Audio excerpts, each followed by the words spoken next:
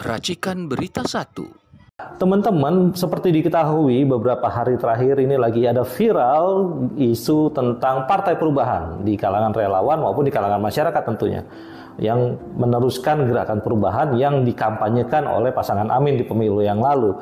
Bahkan mantan Capres 01 yaitu Anies Baswedan sudah merespon gagasan itu. Ya, kemudian isu berkembang, bahkan ada logo juga dikeluarkan tentang Partai Perubahan ini. Nah, kita lebih baik kita langsung ngobrol dengan yang menggagas, yaitu Pak Dr. Robby Nur Hadi, inisiator dari Partai Perubahan atau Gerakan Perubahan atau Ormas Perubahan. Atau ternyata banyak ceritanya teman-teman. Dan ini kita akan kupas tentang gagasan Partai Perubahan dulu. Kenapa gagasan itu muncul? Nah, langsung aja kita akan ngobrol dengan Pak Robby, berdialog dengan Pak Robby. Silakan Pak Robby, kenapa gagasan Partai Perubahan ini muncul, Pak Robby? Ya, Assalamualaikum warahmatullahi wabarakatuh. Sahabat-sahabat sekalian, kita tahu bahwa setelah MK pada 22 April menetapkan ya, bahwa 01 itu tidak berhasil menggugat 02, begitu pula dengan 03, maka yang terjadi pada saat itu adalah tentu kita merasa bahwa pertandingan ini sesuatu yang kita merasa ada hal yang tidak berkenan.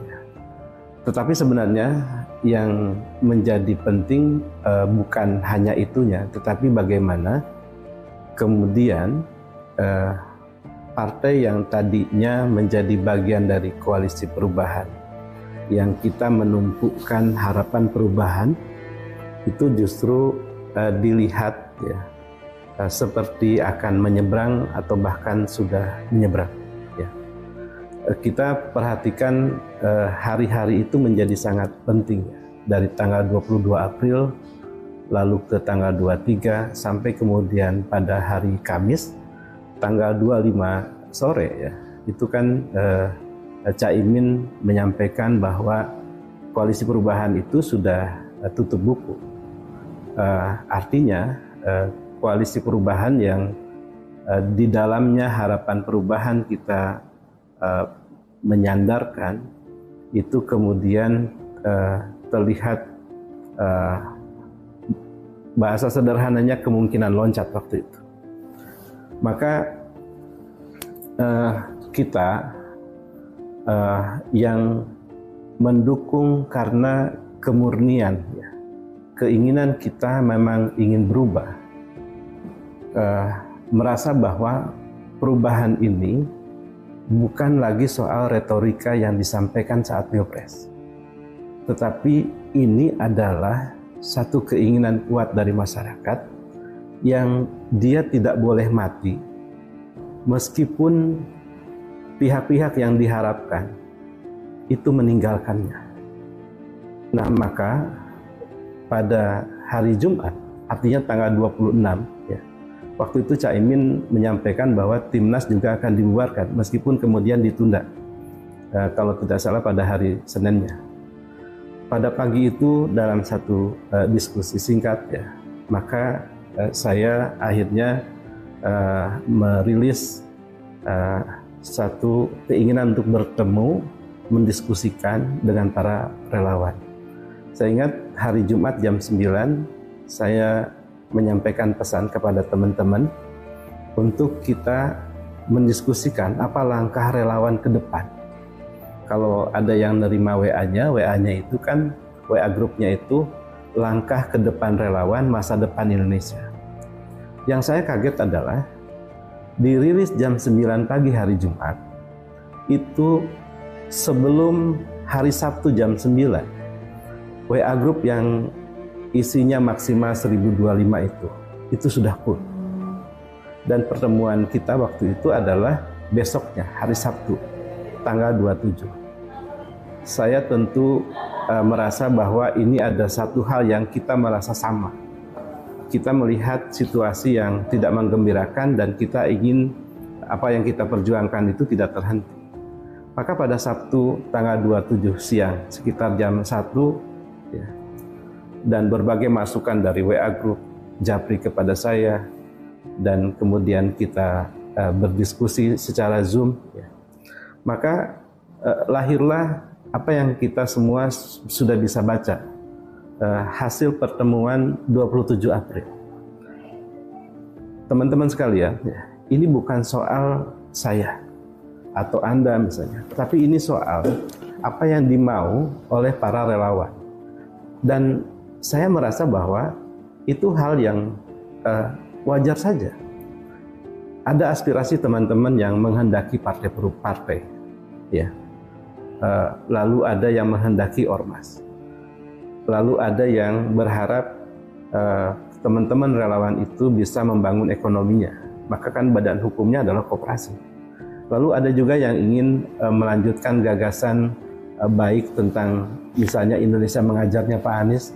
Maka yayasan menjadi pilihan.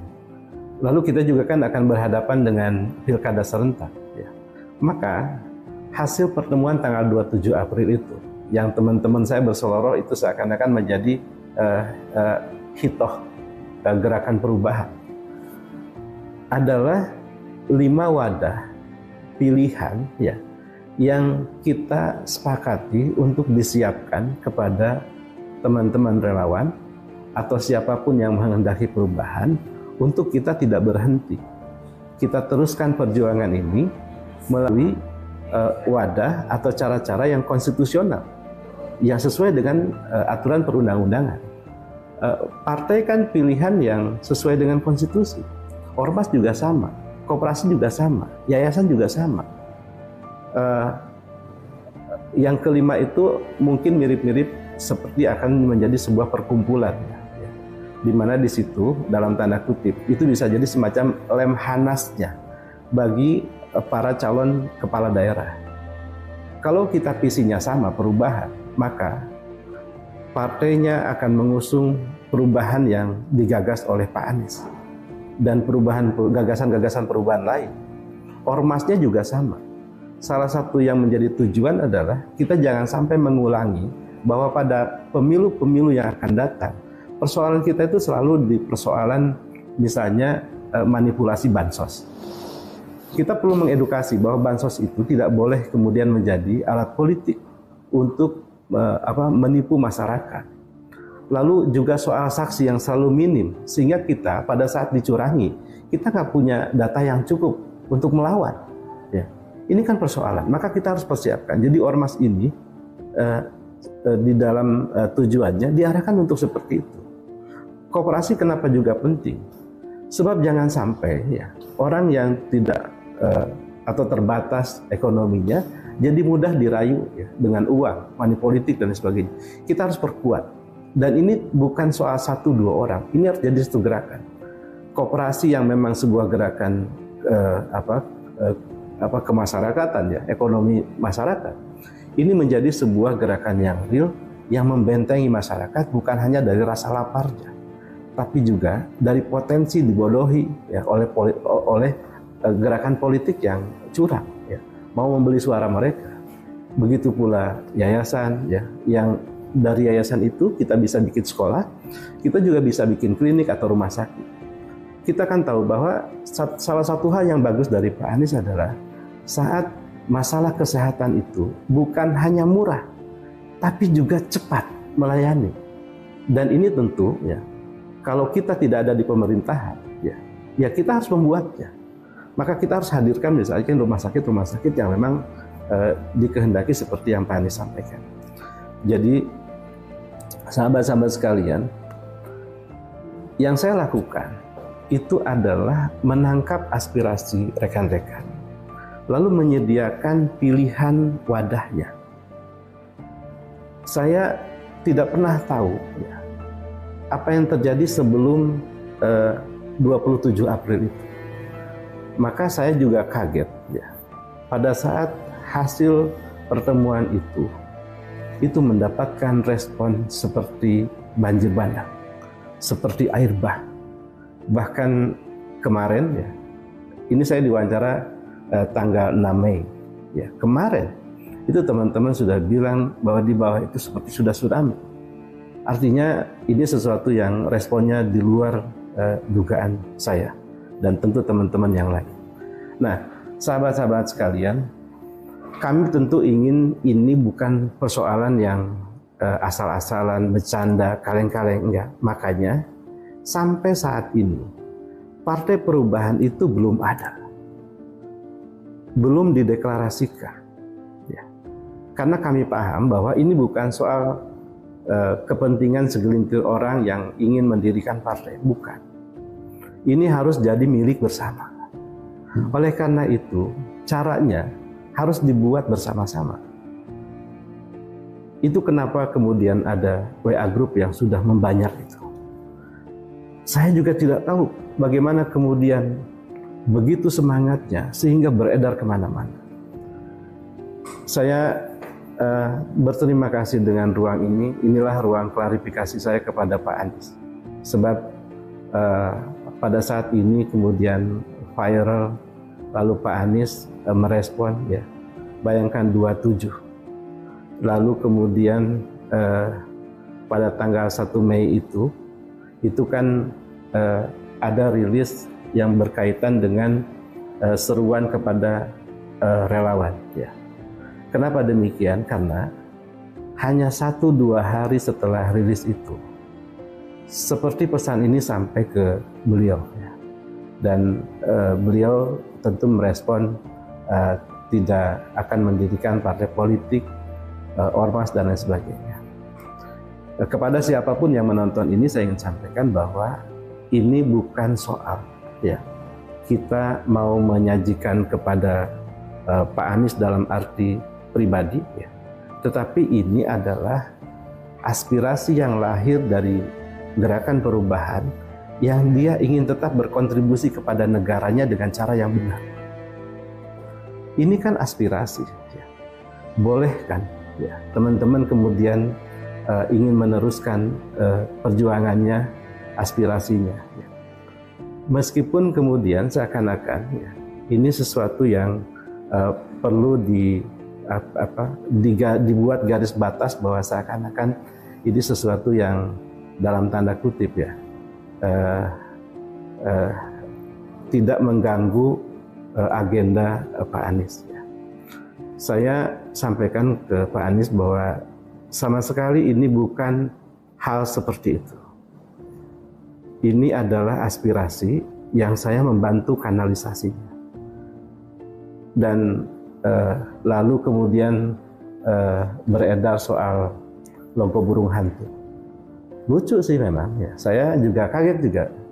Kenapa kemudian muncul logo ini? Saya ingin sampaikan satu hal.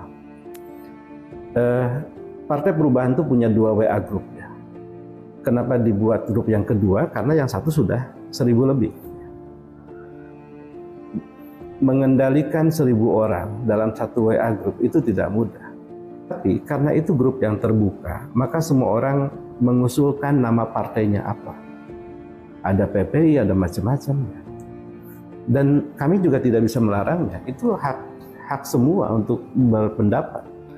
Juga karena semangatnya muncul logo ya, yang salah satunya adalah burung hantu itu, dan ada logo-logo yang lain. Dan kami juga tidak bisa melarang bahwa kemudian karena itu sesuatu yang anggaplah menarik, lalu kemudian mereka dilarang menyebarkan. Itu juga adalah hak para relawan ya, teman-teman yang kemudian lalu itu yang kemudian tertangkap kepada publik. Padahal ya, proses Partai Perubahan yang kemudian sekarang terus berjalan itu baru membentuk panitia nasional. Kenapa panitia nasional ini penting? Sebab representasi penting. Bahwa ini satu gerakan yang lahir dari bawah dan dia perlu wakil-wakil yang memang real dari bawah. Ini bukan partai yang didirikan atas kepentingan elit yang punya kecukupan keuangan lalu kemudian disebarkan ke bawah. Tidak.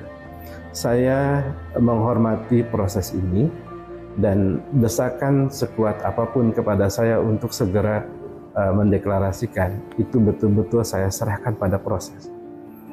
Jadi bagaimana mungkin itu logo Partai Perubahan burung hantu itu sementara partainya sendiri belum dideklarasikan. saya memang agak menyayangkan ya tentu pihak-pihak yang menangkap pesan bahwa Partai Perubahan ini logonya burung hantu. Saya ingin sampaikan di forum ini, itulah yang sebenarnya. Saya ingat Pak Anies adalah orang yang biasa mengapresiasi aspirasi, gagasan, dan sebagainya. Dan saya ingin berharap semua pihak juga bisa mengapresiasi terkait dengan apa yang menjadi aspirasi. Kita tidak bisa menyamakan orang dengan intelektualitasnya tinggi, lalu kemudian menghasilkan desain yang estetis. Tidak bisa. Kita ini ragam, ya, mulai dari lulusan SD, SMP, SMA, dan lain sebagainya.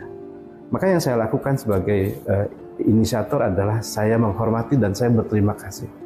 Yang penting satu saja, jangan meleceh lambang negara. Kalau saya tahu lebih awal itu, maka tentu saya akan larang. Dan itu saya lakukan kepada teman-teman yang kemudian memasang logo itu. Dan alhamdulillah. Nah maka tanggal 1 Mei itu pesannya satu, bahwa kami pada akhirnya harus melihat bahwa ada tokoh penggagas perubahan, yaitu guru kita, sahabat kita, teladan kita, Bapak Anies Baswedan. Tapi saya juga harus menyatakan bahwa ada fakta lain, yaitu gerakan perubahan kita-kita ini. Relawan, baik 01 maupun 03, baik sipil maupun militer, yang mereka semua punya keinginan untuk berubah, tapi ada yang bisa menyampaikan dan tidak. Kita adalah mereka itu. Mereka adalah kita itu yang menghendaki perubahan ini. Maka pada tanggal 3 Mei ya, kami merilis. Rilis itu kan biasanya dikeluarkan di satu kota, misalnya bernama Jakarta. Tapi rilis itu saya tulis tempatnya Indonesia. Kenapa? Karena kaum perubahan berada di seluruh Indonesia. Nah, pada tanggal 3 Mei itu sebenarnya pesan pentingnya adalah kami ingin menjelaskan tentang burung hantu yang lucu itu. Ya. Kami ingin menjelaskan bahwa itu bukan logo karena memang partainya juga belum ada. Tetapi kan terlalu kecil kalau kemudian saya harus merilis hanya untuk menjelaskan itu. Maka justru dari situ kami punya inspirasi. Ini adalah seruan. Rapat tim perumus itu akhirnya berdiskusi tentang pentingnya simbol, bukan logo. Jadi yang beredar seperti ada orang yang bilang seperti magnet berwarna merah, ya kan, dan lain sebagainya. Tetapi itu adalah simbol perubahan dunia yang diindonesiakan dalam warna merah putih. Merah putih adalah warna kita, dan itu adalah simbol perubahan. Dan diskusi kemudian menghasilkan simbol untuk kaum perubahan. Maka seruannya adalah kepada kaum perubahan. Ini bukan lagi kepada relawan Anies, relawan Amin, ya, atau manapun ya. Tapi ini adalah seruan kepada kaum perubahan. Kaum perubahan, kalau ya, kita memang masih ada di Republik ini, ya, tunjukkan bahwa kita masih waras. Kita masih waras untuk tahu mana yang salah dan tidak, mana yang harus kita rubah atau tidak. Kita juga bukan yang menganggap bahwa kita semuanya benar. Simbol perubahan Indonesia itu dua, ya. Satu, kita mempertahankan, menjaga yang baik. Kita harus mengakui karya orang yang baik, katakan baik. Dan itu bagian dari cara kita merubah diri. Jangan yang baik juga dikatakan tidak baik, itu juga tidak baik. Ya.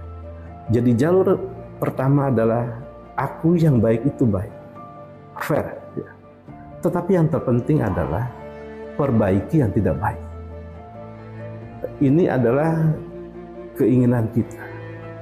Maka inilah yang kemudian menjadi simbol perubahan yang dirilis pada tanggal 3 Mei itu. Kita ingin tunjukkan kepada dunia bahwa di Indonesia masih banyak orang waras yang tahu mana yang salah dan tidak, dan kita ingin merubahnya. Maka simbol ini jadikan foto profil di WA, di semua akun sosial media kita. kita tidak bisa berdemonstrasi karena kita terbatas. Kita tidak mungkin bisa berkumpul dalam satu waktu dan lain sebagainya. Kalau toh itu bisa dilakukan, mungkin silakan saja. Tapi dengan cara kita menunjukkan bahwa kita yang berubah, gunakan simbol perubahan itu. Simbol itu adalah milik kita bersama, bukan milik satu dua orang, juga bukan milik relawan Anies saja, milik semua kaum perubahan. Jadi sahabat-sahabat sekalian, inilah yang kemudian orisinilnya, murninya yang terjadi. Jadi ini bukan kehendak elit tertentu, bukan juga kehendak saya, bukan. Ya. Apalah arti saya pada saat saya menyampaikan WA group itu kalau tidak direspon? Kan banyak juga yang sudah merespon, membuat WA group kemudian tidak direspon, ya hilang juga. Yang terjadi sekarang adalah responnya yang luar biasa. Saya banyak dihubungi oleh banyak orang, ya. Dan semuanya menyampaikan hal yang sama. Kita ingin berubah, gitu. Dan dari 5 wadah perjuangan itu, ya, saya memang dalam posisi yang harus akhirnya bertanggung jawab menjelaskan. Tapi alhamdulillah, misalnya wadah yayasan sekarang sudah ada, anggaplah semacam tim co-pilot. Ya. Alhamdulillah, ya. Dan di situ banyak nama-nama besar yang hadir. Saya juga tidak menyangka bahwa kemudian nama-nama besar itu akan ikut bersama kami. Lalu di Koperasi Perubahan juga nama-nama besar, orang-orang yang luar biasa. Ada co-pilot tim, ya, di koperasi itu. Kita akan ikuti aturan main perundang-undangan dalam menyusun yayasan. Saya sama sekali tidak ingin istilahnya cawe-cawe. Biarlah itu lahir dari bawah, dari grassroots, dari apa maunya. Saya ikhlaskan, saya nating tuluskan, silakan. Ya. Lalu Cakada, ya. Tim co-pilotnya juga bagus-bagus, ya. Mereka orang-orang yang mantan purnawirawan, perwira-perwira, masyarakat sipil yang bagus. Alhamdulillah, saya tidak pernah mengenal mereka. Tim admin, ya. Tidak, ya. Mereka orang-orang baru yang saya kenal, yang kemudian atas ketulusan yang sama, kita bersatu. Gitu. Begitu pula hari ini kami merilis tentang Ormas Perubahan. Yang saya coba bangun adalah memastikan bahwa kita ketemu tim yang satu frekuensi. Maka ada tim admin Ormas Perubahan. Jadi kalau di grup itu ada orang-orang itu, saya ingin sampaikan mungkin ada satu orang yang saya kenal selama proses kami membantu Pak Anies sebagai relawan, ya. Tapi selebihnya saya juga tidak kenal. Saya mencoba mengamati dari apa yang mereka sampaikan di grup. Kalau kemudian dia gagasannya bagus, maka merekalah yang kemudian akhirnya menjadi tim co-pilot itu. Artinya Ormas Perubahan pun sudah menggelinding, ya. Dan satu yang kemudian saya akhirkan, yaitu partai politik. Pak Anies, saya menghormati Pak Anies. Saya terpengaruh. Apa yang Pak Anies sampaikan itu saya jadikan betul sebagai sebuah pertimbangan untuk istilahnya itu menahan lah, ya, kawan-kawan yang ingin cepat gitu. Dan tentu pada saat saya bicara sekarang, kami mendapati pesan bahwa Pak Anies tidak akan membangun partai politik. Kami menghormati Pak Anies, ya. Kami paham posisi Pak Anies, dan satu hal kami paham seperti Pak Anies waktu pidato memberi pesan kepada Pak Prabowo, ya. Pak Anies menyampaikan Pak Prabowo itu adalah bagian dari keturunan orang yang terhormat, perwira, yang tentu menghormati nilai-nilai luhur, ya. Maka saya juga ingin sampaikan ke Pak Anies. Pak Anies orang yang kami rindukan, orang yang bagi saya kesempurnaan sebagai seorang pemimpin. Makanya saya mau menjadi koordinator Sahabat Anies Internasional.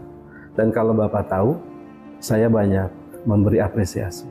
Kami memimpikan Indonesia itu punya pemimpin seperti Pak Anies. Saya yakin kalau Pak Anies jadi presiden, Indonesia bukan hanya bagus di Indonesia, tapi juga akan bagus di dunia. Kami berharap itu. Itu kenapa saya yang biasa di belakang layar, lalu kemudian turun. Ya. Pak Anies dan tim semuanya, ya, kami menyampaikan ini, ingin menyampaikan satu hal, ya, bahwa realita hari ini kami tidak bisa membendung, mengendalikan teman-teman yang sudah bahasanya, kalau bahasa awam mereka itu mendirikan cabang-cabang partai, provinsi, DPD, ya, cabang, bla bla. Kami sudah karena itu keinginan mereka. Ya. Saya meskipun didesak, saya tetap, ya. Ini tentu satu hal yang betul-betul harus dilihat sebagai satu hal yang harus bertanggung jawab. Ya. Dan tentu saya juga ingin menyampaikan aspirasi teman-teman Pak Anies. Aspirasi teman-teman adalah kami ingin Pak Anies yang kami kenal tetap menjadi Pak Anies yang berakal sehat. Pak Anies yang tidak pernah ragu, ya, dalam memastikan mana yang benar, dan Pak Anies adalah ikon gerakan perubahan di Indonesia. Pak Anies adalah penggagas perubahan di Indonesia yang tegas, ya, melihat yang salah itu salah dan harus kita perbaiki. Jadi kami ingin Pak Anies yang kami kenal, Pak Anies yang tidak bersayap dalam memberikan opsi-opsi. Bahasanya Pak Anies membuka semua opsi. Tentu dalam diskusi teman-teman pada akhirnya teman-teman seperti menafsirkan Pak Anies, kami khawatir Pak Anies mengulangi apa yang dilakukan oleh Pak Prabowo, masuk kabinet. Ya. Pak Anies, kalau saya logikakan, ya Pak Anies, ya, kita pernah kecewa pada saat Prabowo itu masuk kabinet. Kami mati-matian, ya. Kami mendoakan, berhujan-hujanan, berpanas-panasan. Bahkan sebagian relawan ada yang meninggal, lalu kemudian bergabung. Kami paham persatuan itu apa. Tapi Pak Anies juga bilang kan bahwa persatuan itu dasarnya adalah keadilan. Kita boleh bersatu, tapi kita juga harus adil. Ya. Tidak dipaksa untuk bersatu, sementara keadilan tetap terjadi. Itu, ya. Jadi kalau Pak Anies masuk kabinet, maka Pak Anies akan dilihat mengulangi Pak Prabowo yang gabung ke pemerintah. Saya ingin sampaikan inilah aspirasi relawan. Ya, jadi kita bisa bersatu kok. Kita cukup senang dengan Pak Anies menghormati hasil Pilpres. Ya. Dan itu cara kita beradab dalam berpolitik. Tidak mengartikan bahwa beradab berpolitik bersatu itu artinya ya kita sama-sama, ya, di situ. Lalu di mana gerakan oposisi akan dibangun? Ya. Kalau istilah oposisi itu tidak populer di kita, gerakan penasehat, ya, itu yang lebih lembut mungkin. Ya. Kita sayang kepada bangsa ini dan kita ingin kita saling menasehat, dan kita jangan merasa bahwa ya kita akan selalu benar, tidak. Justru ada mitra itu membuat lebih baik. Itu satu. Kami berharap Pak Anies tidak membuka semua opsi. Ya. Yang kedua, ya, salah satu membuka opsi juga adalah pilkada, ya. Pilgub DKI. Tentu untuk maju pilgub ini Pak Anies akan didukung oleh partai-partai. Katakanlah dalam satu media Pak Anies menyampaikan Pak Anies akan didukung oleh atau sudah merasa nyaman bersama partai-partai koalisi perubahan. Iya, itu hal yang wajar. Tetapi ya, menjadi tidak wajar saat di antara partai-partai koalisi perubahan itu justru sudah nyebrang atau mau nyebrang atau bagaimana.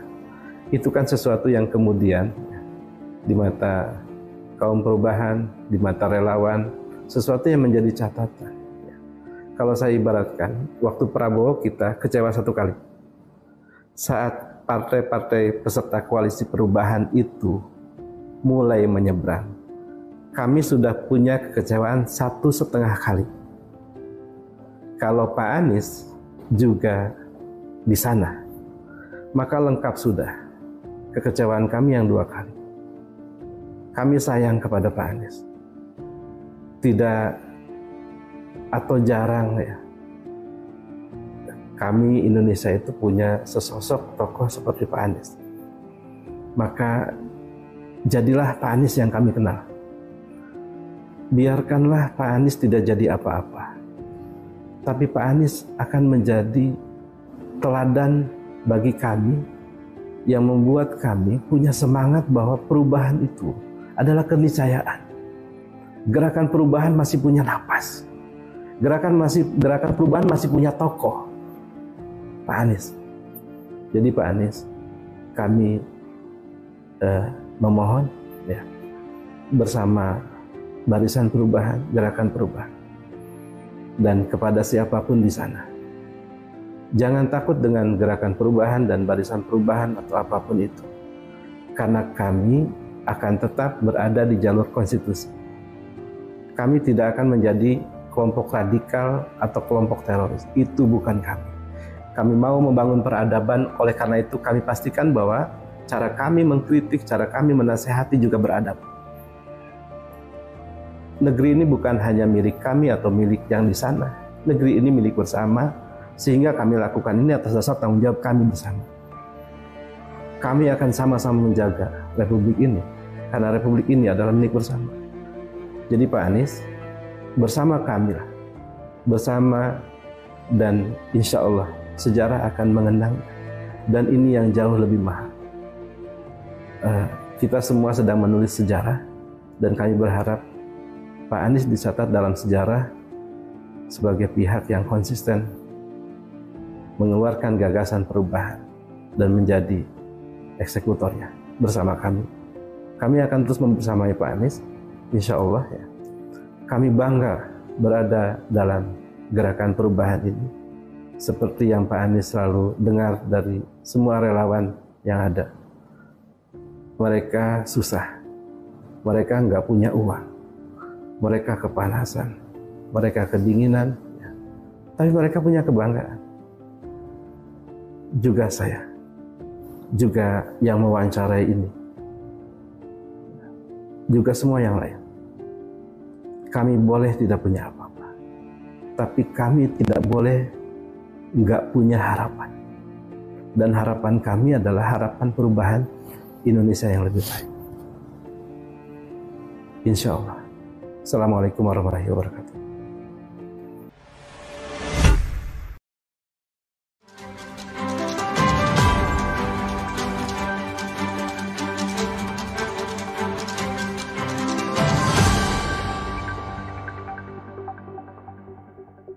Racikan Berita 1.